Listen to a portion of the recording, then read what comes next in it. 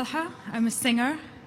Just wondering about the difference in Islam and Christianity about death and resurrection of Jesus, peace be upon him. This is the question, what is the difference in Islam and Christianity regarding the death and the resurrection of Jesus Christ, peace be upon him.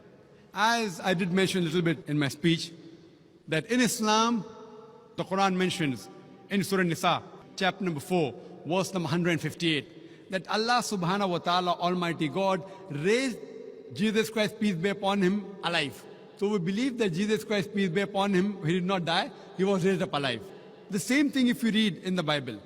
I've given a talk and had a debate that was Christ really crucified. And we believe that Jesus Christ, peace be upon him, he was not crucified. Even from the Bible I can prove that, but that requires time. So what we believe, that even the Bible does not mention that Jesus Christ, peace be upon him, died on the cross. But there's a difference in the reading of the common Christians.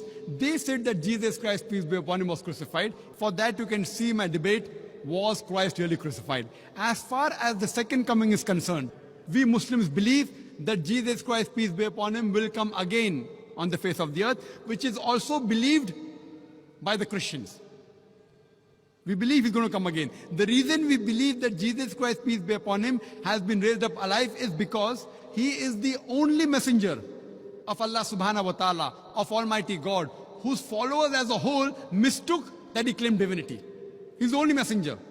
So because his followers as a whole, they had a misunderstanding that Jesus Christ, peace be upon him, claimed divinity. That's the reason Almighty God has raised him up alive. And in his second coming, it's mentioned in the Quran, in Surah Ma'idah, chapter number 5, verse number 116. He will say, and he will tell Almighty God, you be my witness. I never told them to worship me, but I said, U'budullah, worship Allah, Rabbi wa Rabbukum, who's my Lord and your Lord.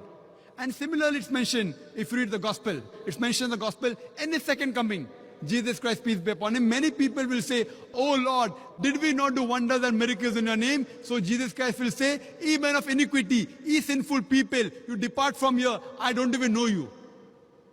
So Jesus Christ, peace be upon him, in his second coming, he will come to testify that he never claimed divinity, but he was the messenger of Almighty God. Hope that answers the question.